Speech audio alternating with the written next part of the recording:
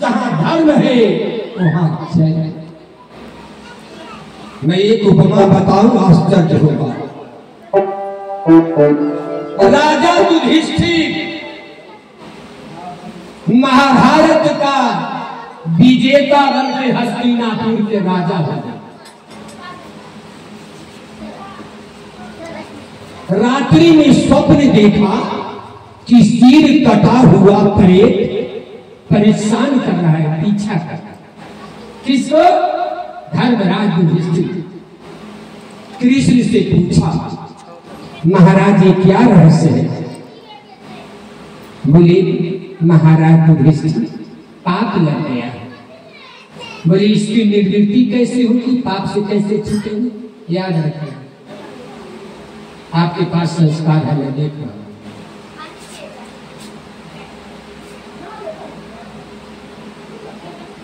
कृष्ण ने कहा, महाराज युधिष्ठिर राजसी यज्ञ करो, पूरे राज्य के जितने पंडित पुराण पुरोहित संत महात्मा है बुलाकर मन चाहा भोजन कराओ, हम एक घंट टांग देंगे, जब तुम्हारा पाप छूट जाएगा तो घंट स्वतः बजेगा।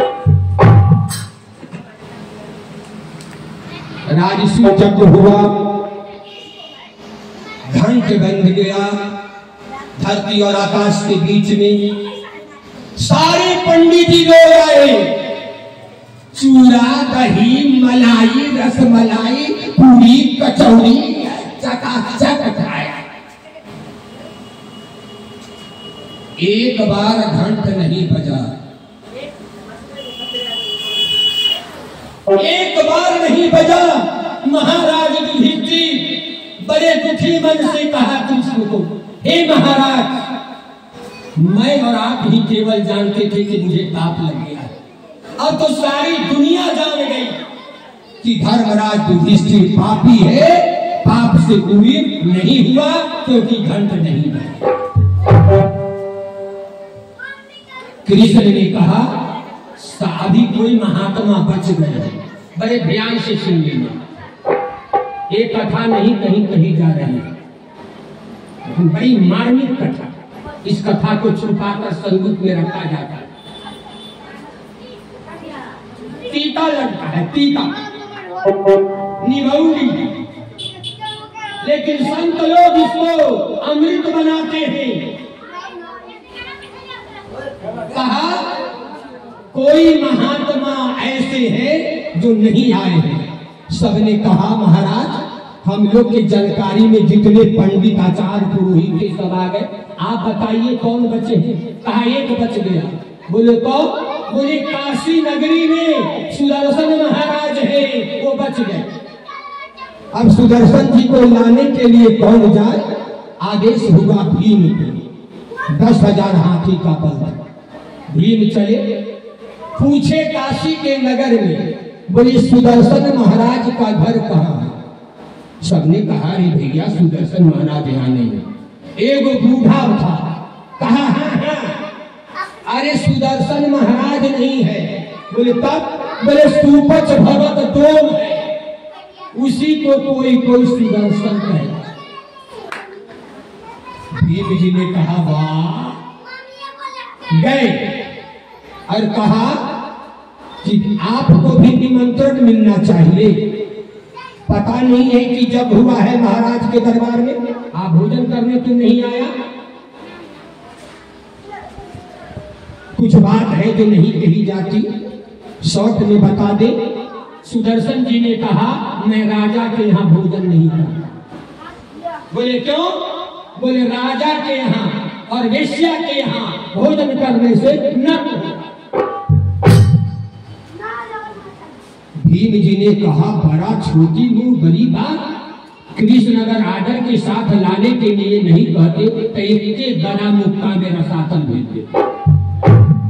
सुदर्शन महाराज जान गए, कहीं कोई बात नहीं, आगे चलते। कुछ दूरी पर गए तो उन्होंने कहा, भीम जी हम नहीं जा सकते। बोले क्यों? बोले मेरे 11 दाने का हाथ का सुमरनी माला छूट गया है। भीम ने कहा, हम ला देते हैं। बाबा बैठ गए, भीम लाने के लिए गए। जैसे ही माला उठाते हैं, माला उठा नहीं और भीम को लगा कि हमारा सातन जा रहे। चलिए अब वहां गए, 56 प्रकार का व्यंजन बना। याद रखना कैसे बनाया भोजन को।